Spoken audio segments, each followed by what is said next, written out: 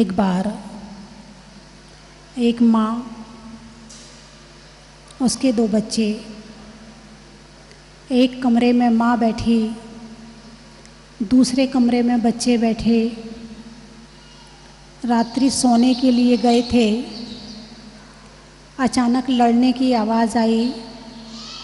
माँ ने आवाज़ लगाकर पूछा, बच्चों क्यों लड़ रहे हो? बच्चे बोले, माँ चादर एक है। वो कहता मैं लूँगा और वो कहती मैं लूँगी। माँ ने एक और चादर दे दिया, लो अपना अपना चादर लो और सो जाओ। फिर थोड़ी देर बाद लड़ने की आवाज़ आई। माँ ने पूछा अब क्यों लड़ रहे हो? माँ तकिया एक है। अब दोनों कह रहे हैं, वो कहता मैं लूँगा और वो कहती मैं लूँगी। माँ ने एक तकिया और दिया, बोले लो अपना अपना तकिया लो और आराम से सो जाओ। दोनों बच्चों ने अपना अपना तकिया चादर लिया और दोनों बच्चे सो गए। थोड़ी देर बाद माँ को बच्चों की याद आई, जरा देखूं तो सही बच्चे सोए कि नहीं सोए। बच्चों के प्रति माँ का बड़ा प्रेम होता है। जरा देखूं तो जाके क्या कर रहे हैं बच्चे। आवाज़ तो नहीं आ रही है, फिर भी देखूं जाकर कि बच्चे क्या कर रहे हैं। जाकर देखा, तकिया कहीं पड़ी थी, चादर कहीं पड़ा था और बच्चे आराम से सो रहे थे। कुछ समझ में आया? वो 2 बच्चे नहीं है, ये सारा संसार ही बच्चा है। जब तक आँख खुली रहती है तब तक तो छोटी छोटी चीज़ के लिए लड़ते हैं, और जब आँख बंद हो जाती है तो सारी चीज़ें यहीं छूट जाती हैं और वो चला जाता है। इंसान 2 तरह की ज़िंदगी जीता है। दोनों में से सच्ची ज़िंदगी कौन सी है वो आप ही बताना। एक जब रात्रि सो जाता है तो सपना देखता है, मेरा महल बन गया, मेरा बंगला बन गया, मेरे पास कोठी आ गई, मेरे पास गाड़ी हो गई, मेरे पास ये हो गया वो हो गया। एक तो वो सपना है, और वो सपना टूट जाता है कब? जब आँख खुलती है।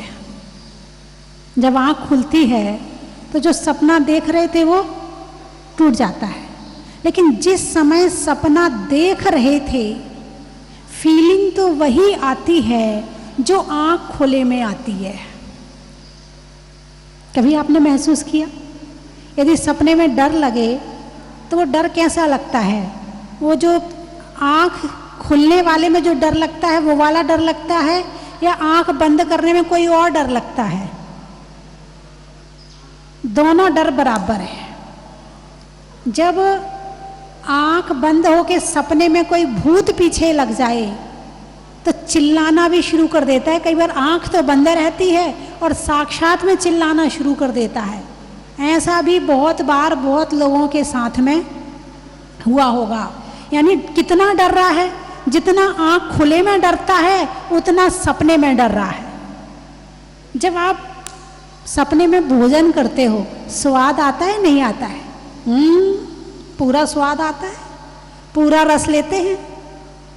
जब आप सपने में कोई खुशी का माहौल दिखे तो खुश होते हो नहीं होते हो?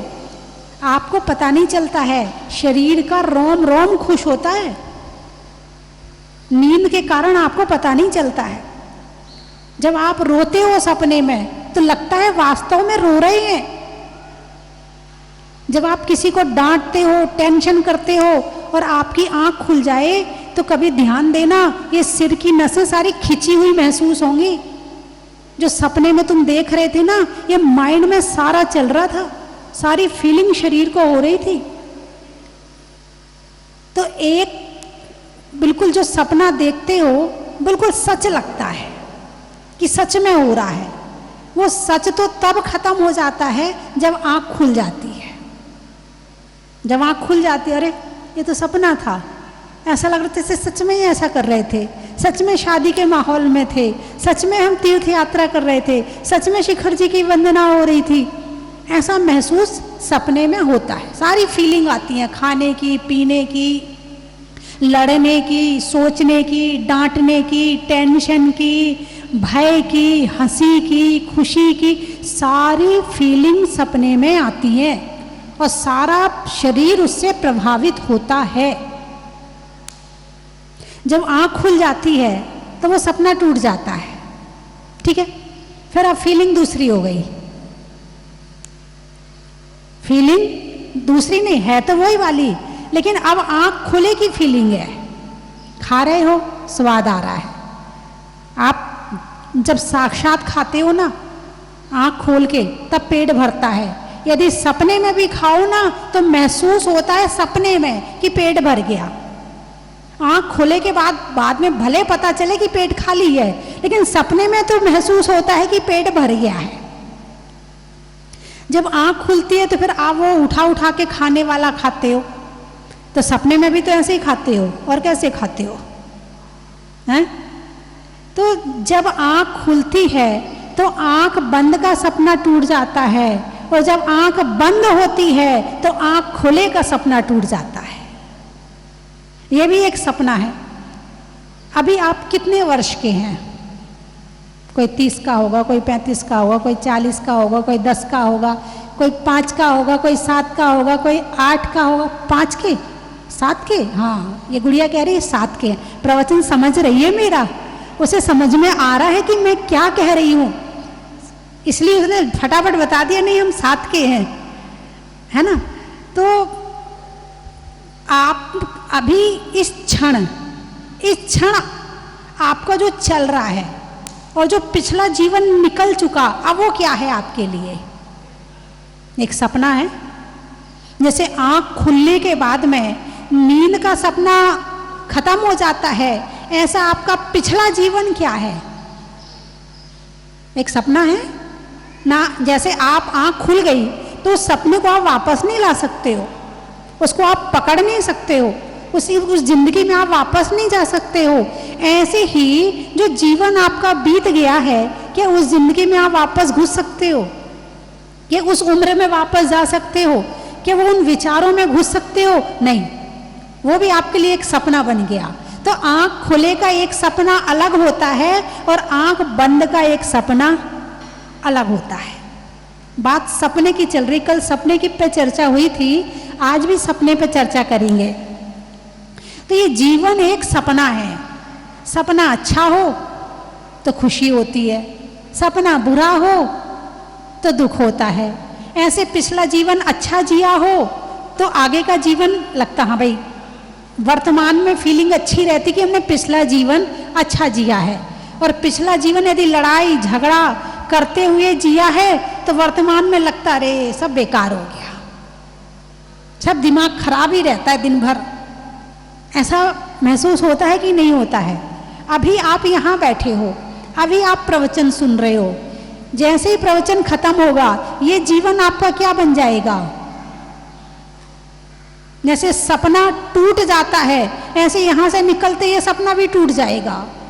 अभी आप ऐसा लग रहा कि जैसे सपने में सुन रहे हैं, है ना। और एक बात बड़ी अच्छी बताऊं कि सपने में यदि प्रवचन होते हैं ना, इतने क्लियर सुनाई पड़ते हैं, एक एक बातें ऐसी समझ में आती हैं, भले वो सपना टूटने के बाद फिर भूल जाए, लेकिन सपने में तो एक एक बात बड़ी अच्छी समझ में आती है। अब उस सपने में प्रवचन करने वाला भी मैं ही हूँ, दिखता है कोई और, करने वाला प्रवचन करने वाला कोई और है, लेकिन वो तो प्रवचन नहीं कर रहा ना, सपने में तो वो दिख रहा है। फिर वो विचार कहाँ से आ रहे हैं, वो बातें कहाँ से, वो प्रवचन कहाँ से आ रहे हैं? वो सब मेरा अपना ही है, उसके माध्यम से वो बातें मुझे अपनी सुनाई पड़ रही हैं।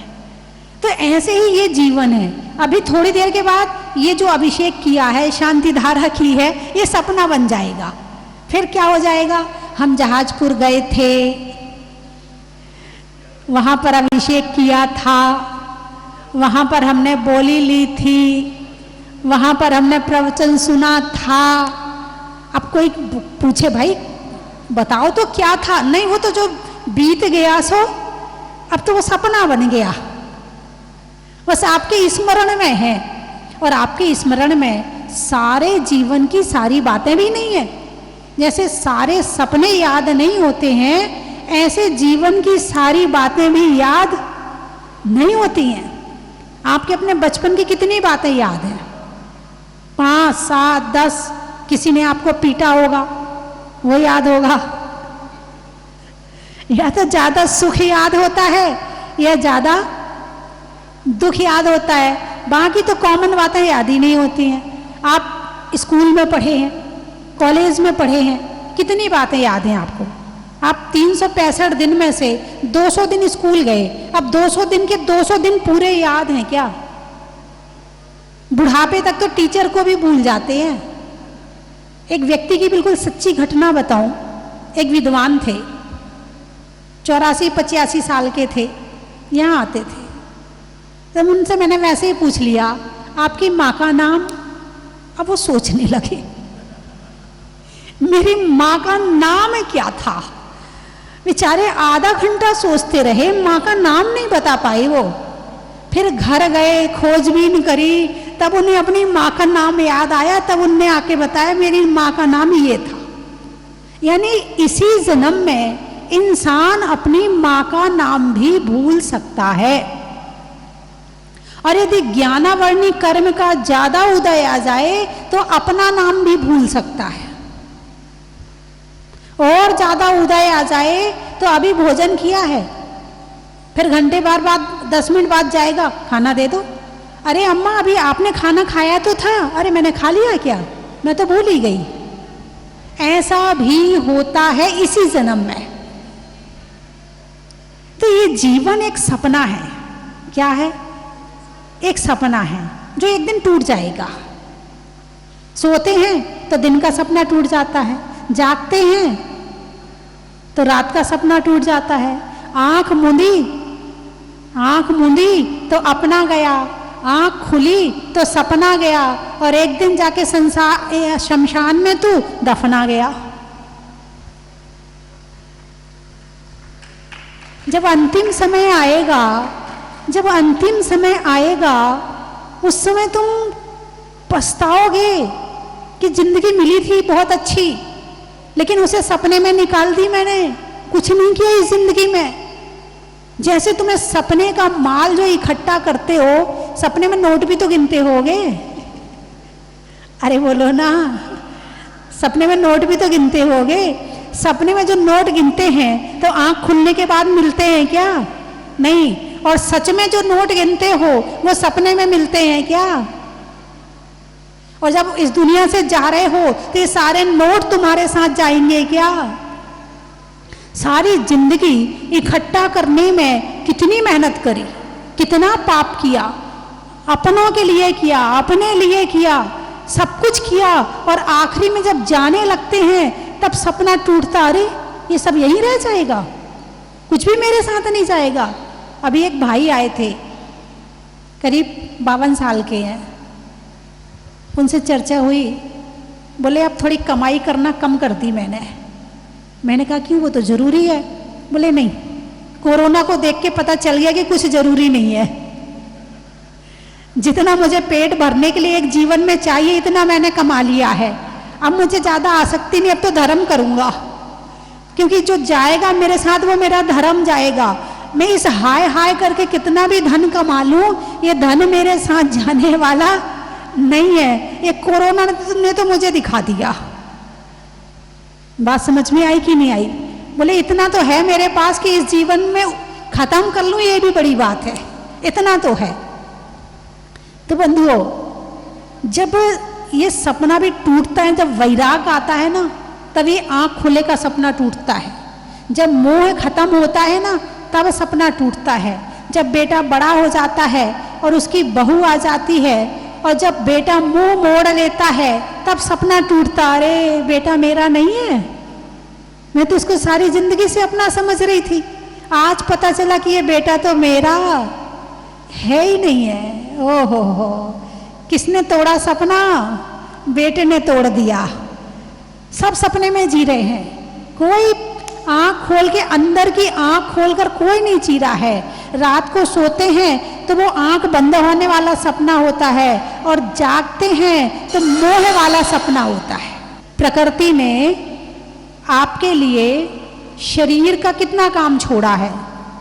एक खाना और सफाई के अलावा दूसरा काम नहीं है शरीर के लिए आपके पास में है। शरीर में हृदय है कि नहीं है? हृदय है ना, धड़कन चल रही है। आप चला रहे हो कि चल रही है? हैं? चल रही है। पलक आप झपका रहे हो कि झपक रही है? झपक रही है। सांस आप ले रहे हो कि चल रही है? चल रही है। अच्छा, आपके शरीर में ब्लड प्रेशर है, रक्त प्रवाह चल रहा है, अंदर शरीर में खून घूम रहा है कि नहीं घूम रहा है? तुम घुमा रहे हो कि अपने आप घूम रहा है? अपने आप घूम रहा है। अच्छा, तो मतलब तुम्हारे लिए क्या काम बचा फिर? पेट में जो तुम भोजन करते हो, तुम पचाते हो कि पचता है? मतलब तुम्हारे लिए कोई काम ही नहीं बचा। तुम्हारे लिए काम केवल डालने का है, बस, इससे ज्यादा काम नहीं बचा तुम्हारे लिए। तुम्हारे पास केवल एक चीज छोड़ी है। प्रकृति ने तुम्हारे पास केवल एक चीज छोड़ी है, वो है तुम्हारी सोच। क्या है? तुम्हारी सोच। और क्वालिटी वाली सोच इस शरीर को भी कीमती बना देती है, और निम्न स्तर की सोच इस शरीर को भी खराब कर देती है। सोच केवल तुम्हारे हाथ में, अच्छी सोच, बुरी सोच, जो भी सोच है तुम्हारी, तुम्हारे शरीर में तुम्हारी सोच के अलावा तुम्हारे पास कोई काम नहीं है। हो तो बताओ मुझे। बस खाना, जैसे गाड़ी में पेट्रोल डाल दिया और गाड़ी की सफाई कर दी, ले जाओ जहां ले जाना है।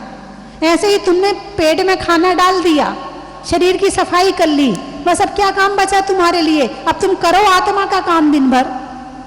इससे ध्यान करो, इससे स्वाध्याय करो, इससे अच्छी वाणी बोलो, अच्छे विचार करो, अच्छे भाव बनाओ, सबके लिए अच्छा सोचो, सबकी सहायता करो। यही है ना? आंखों से देख रहे ना तुम?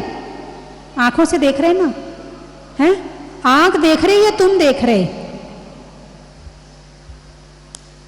या तुम्हारी सोच देख रही है?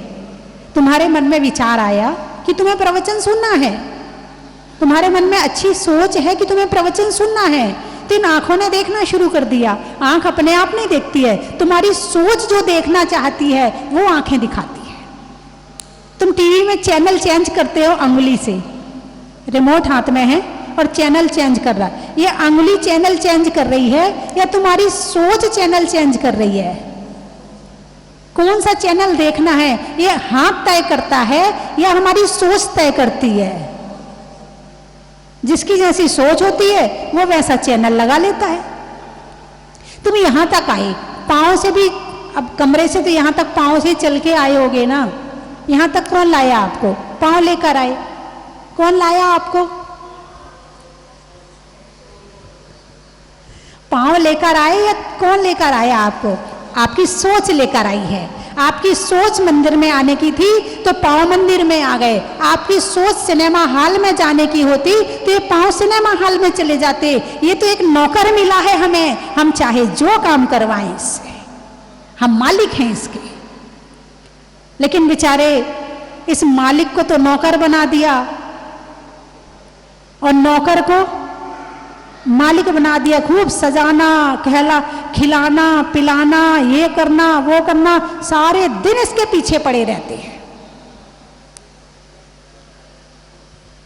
ऐसे है कि नहीं है? जबकि हमारी सारी एनर्जी, सारी ऊर्जा, सारी शक्ति केवल से केवल विचारों को अच्छा बनाने में लगनी चाहिए। और सारे दिन हम अपनी शक्ति कहाँ लगाते हैं? अब आप ही देखिए। किसी को नीचा दिखाने में लगाते हैं, किसी का बुरा सोचने में लगाते हैं, किसी की कमियां देखने में लगाते हैं, अपने मोबाइल में बुरी चीज देखने में लगाते हैं। कहाँ लगाते हैं? अब ये आप देखिए। प्रकृति ने केवल एक चीज आपके लिए सोच छोड़ी है कि वो केवल सोच है। आप उस सोच को ही अच्छा नहीं बना पा रहे हो। अपने घर वालों से लड़ते रहते हो, अपने पति पत्नी आपस में लड़ते रहते हैं, सास बहू आपस में लड़ती रहती हैं, पिता पुत्र आपस में लड़ते रहते हैं, माँ बेटी आपस में लड़ती रहती हैं। एक सोच तुम्हें दी थी अच्छी बनाने के लिए, तुम उतना भी नहीं कर पाए। सारा काम तो कर्म कर ही रहे ना। जैसे एक इंजीनियर होता, कोई मकान बनाना हो तो इंजीनियर की जरूरत है, आर्किटेक्ट की जरूरत है, लेबर की जरूरत है, मिस्त्री की जरूरत है, पेंटर की जरूरत है, इलेक्ट्रीशियन की जरूरत है। इतनी चीजें चाहिए ना, तब तुम्हारा मकान बनेगा। ऐसे शरीर को बनाना है और इस शरीर को चलाना है। तुम्हें कुछ नहीं करना है, तुम्हें तो केवल अपनी सोच अच्छी बनानी है। बाकी सारे कारीगर कर्म है हमारे पास में। नाम कर्म एक ऐसा कर्म है, इसकी 93 प्रकृतियां, शरीर का एक एक अंग, सारा काम कर्म कर रहा है। तुम्हें कुछ करने की जरूरत नहीं है। मगर नहीं, पलकों में झपकने का काम नहीं मिला तो उसको सजाने का काम कर लिया है। एक एक बाल भी कर्म बनाता है तुम्हारे, तुमने उसको सजाने में टाइम वेस्ट कर दिया। कर्म अच्छे हो तो शरीर भी अच्छा होगा। और सोच हमारे कर्म बनाती है। कर्म का निर्माण कौन कम करता है? सोच करती। अभी बहुत सारे बच्चे यहाँ आते हैं, माताएं बहनें बड़ी दुखी रहती हैं, माता जी इसको शुगर की बीमारी है, माता जी इसको हार्ट में छेद है, माता जी इसको अभी बचपन से वीपी है, माता जी इसको अस्थमा है। मैंने बड़ा चिंतन किया, ये इंसान जब जन्म लेता है तो बड़ा स्वस्थ शरीर मिलता है उसको। क्या मिलता है? इंसान को जब शरीर मिला था तब कैसा था? स्वस्थ था। उसने उस स्वस्थ शरीर को ऐसा काम किया अपने जीवन में कि वो बीमार हो गया। ऐसा खाया वो बीमार हो गया। इतनी टेंशन करी कि वो बीमार हो गया। सारे दिन आराम से पड़े रहे कि वो बीमार हो गया। यानी इंसान को शरीर को बीमार करना तो आता है, स्वस्थ करना नहीं आता है। और जिसकी सोच स्वस्थ होगी उसका शरीर स्वस्थ होगा, और जिसकी सोच बीमार होगी तो उसका शरीर बीमार होगा। बीमारी शरीर में, शरीर से नहीं आती है। कहाँ से आती है? सोच से आती है। किसी को कोई बीमारी है ना, तुम समझ लेना कि इसकी सोच कैसी है।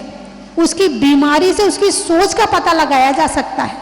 फिर मैंने सोचा ये छोटा सा बच्चा है, इसने भी कुछ ऐसा तो किया नहीं है, अब इस जन्म की बीमारी उस जन्म तक पहुंच गई। पहुंची कि नहीं पहुंची? अब इस जन्म में जितनी शुगर वाले थे, अब कर्म तो ज्यादा है ना, कर्म ऐसा बंधन किया कि शुगर हो गई। अब शुगर, यहाँ पूरे आयु कम है, कर्म ज्यादा है। आयु कम है और कर्म ज्यादा है। अब कर्म तो अपना पूरा फल देगा ना, अब इस जन्म में नहीं देगा तो वो अगले जन्म में जाके देगा। ऐसी सोच बनाई कि बीमारियां पैदा कर ली, ऐसे कर्म इकट्ठे करे कि बीमारियां हो गई। वो बीमारियां फिर अगले जन्म तक साथ चली जाती है, क्योंकि कर्म पूरा यहाँ भोग नहीं पाए, कर्म पूरा हिसाब करेगा। इसलिए दुनिया में अपने आप को सुधारना है तो अपनी सोच को सुधारो। जीवन को अच्छा बनाना है तो सोच को अच्छा बनाओ। जीवन को बदलना है तो सोच को बदलो। सुखी होना है, आप लोग ये नियम ले सकते कि हम अपने घर वालों से नहीं लड़ेंगे, उनको नीचा नहीं दिखाएंगे। ये नियम ले सकते हैं कि अपने घर वालों को छोटी छोटी बात पे, तूने ये नहीं किया, तुझे ये भी करना नहीं आता है, तेरी बुद्धि खराब है, बेवकूफ कहीं का, ऐसी बुरी बुरी बातें बोलते हैं। और उससे उनका बिगड़े ना बिगड़े तुम्हारा कर्म बंद हो जाता है और उसका फल फिर तुम्हें ही भोगना पड़ता है। और नीच गोत्र का बंद होता है अपमान करने से, निंदा करने से, बुराई करने से। तो आप लोग ये नियम ले सकते हैं कि हम अपने घर वालों को नीचा नहीं दिखाएंगे, उनका अपमान नहीं करेंगे, उनकी हमेशा प्रशंसा करेंगे। ले सकते हैं ये नियम? आपके घर में स्वर्ग आ जाएगा यदि आपने नियम ले लिया और उसका पालन कर लिया तो स्वर्ग आ जाएगा। जिसकी चाह है ना, तो मर के स्वर्ग पाना चाहते हो, मैं कहती हूँ सोच को बदलो, स्वर्ग यहीं आ जाएगा।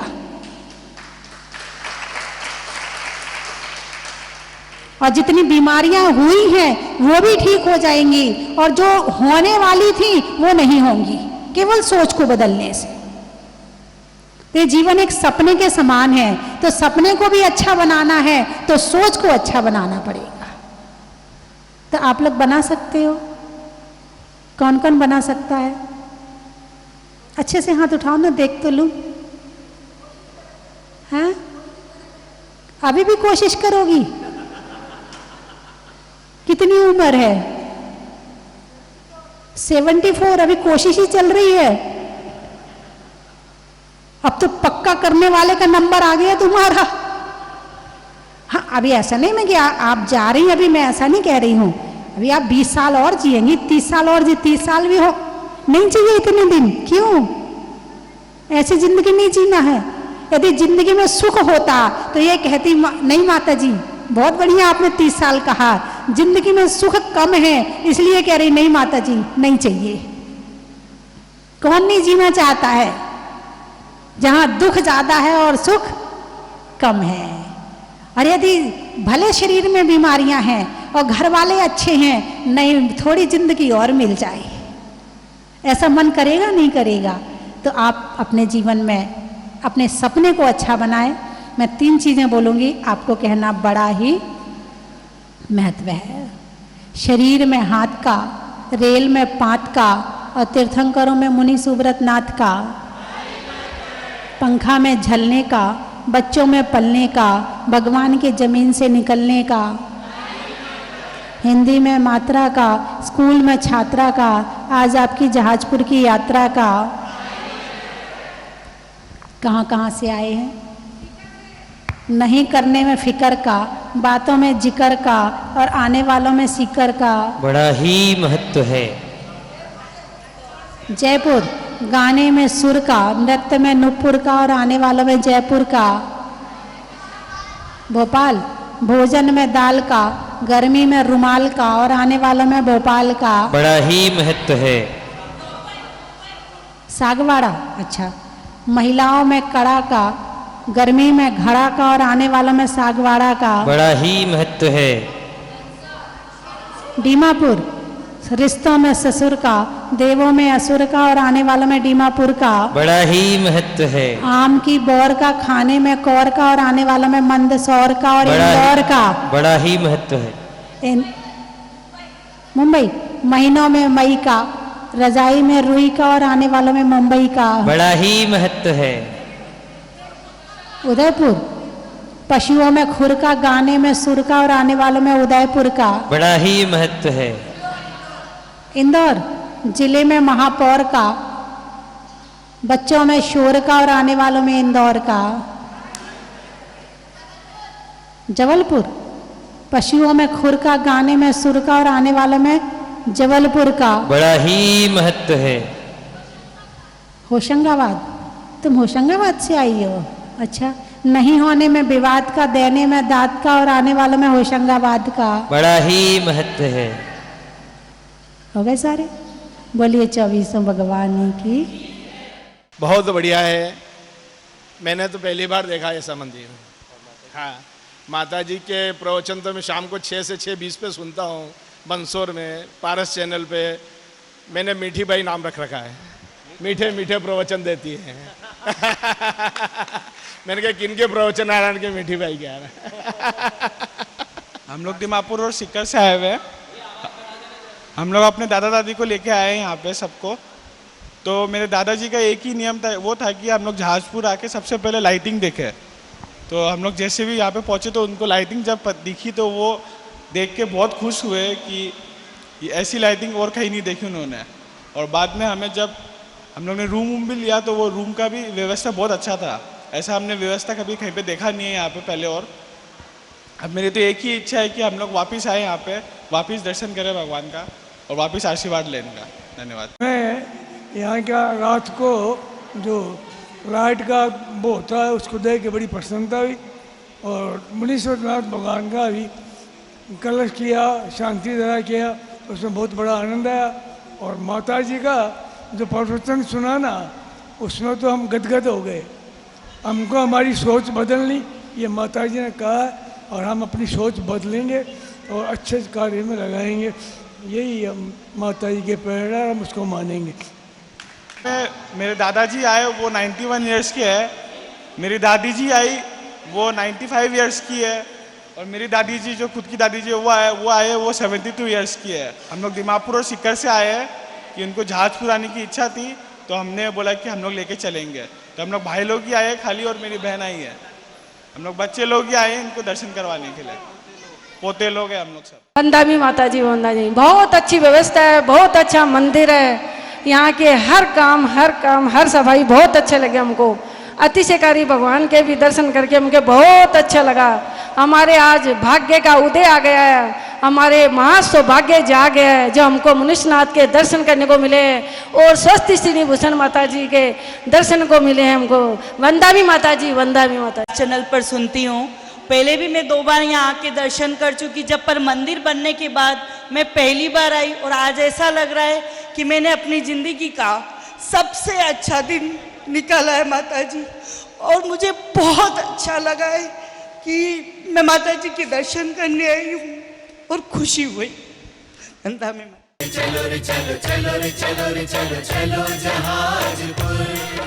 तेरा द्वारा यही गुजारो जीवन सारा, तेरे दरस की लगन में हमें आना पड़ेगा, इस दर पे दोबारा हमें आना पड़ेगा, इस दर पे दोबारा।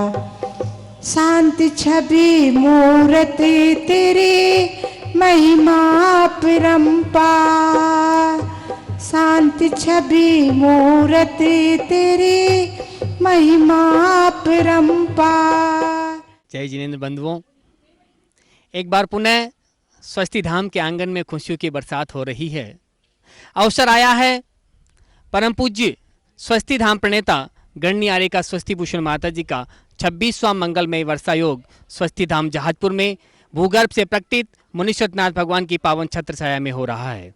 बंधुओं, चातुर्मास कलश की स्थापना हो चुकी है। मुख्य कलश के साथ साथ 4 अन्य कलशों की स्थापना की गई है, जिनमें स्वस्ति कलश कुल 108 होंगे, जिसमें प्रत्येक की न्योछावर राशि 11,000 रुपये है। ज्ञान कलश 51 होंगे, जिसमें प्रत्येक की न्योछावर राशि 21,000 रुपये हैं। सन्मति कलश 31 होंगे, जिसमें प्रत्येक की न्योछावर राशि 51,000 रुपये हैं। और मुनीश्वरनाथ कलश कुल 21 होंगे, जिसमें प्रत्येक की न्योछावर राशि 1,11,000 रुपये हैं। बंधुओं, जो मुख्य कलश होगा वो लक्की ड्रा के द्वारा निकाला जाएगा। जो 1,11,000 का कलश प्राप्त करेगा उनको 2 लक्की ड्रा कूपन भी साथ में दिए जाएंगे, और जो 51,000 रुपये की कलश प्राप्त करेगा उनको 1 लक्की ड्रा कूपन भी दिया जाएगा। हो सकता है आपके भाग्य चमक जाए और महामंगलकारी मंगल कलश, मुख्य कलश आपके घर में पहुंच जाए। बंधुओं, सौभाग्य आपको बुला रहा है। ज़्यादा विचार नहीं करें, अतिशय क्षेत्र पर अतिशयकारी बाबा के चरणों में 4 महीने तक ये कलश रहेंगे, और जिस घर में वो जाएंगे उस घर में मंगल ही मंगल होगा। प्रतिदिन यहाँ पर जो शांति धारा होती है, पूज्य माता जी के मुखारबिंद से रिद्धि मंत्रों के साथ में जो शांति धारा होगी, उन शांति धारा के मंत्रों की वर्गणाएं उन कलशों के अंदर होगी, और वो महामंगलकारी मंगल कलश आपके घर में पहुंचेगा। तो मन बनाइए, भाव बनाइए, सौभाग्य का सिंदूर अपने मस्तक पे लगाने का मौका आया है, पीछे नहीं हटे, और एक कलश आप यहाँ पर बुक करवा सकते हैं, अपनी स्वीकृति आप यहाँ पर दे सकते हैं। धन्यवाद। कंचन की थाल को सजाओ रे आज, रत्नों की थाल को भर लाओ रे आज। आओ आओ करे रे गुणगान आरती भगवन की, आओ आओ करे गुणगान आरती भगवन की। आओ आओ करे रे गुणगान आरती भगवन की।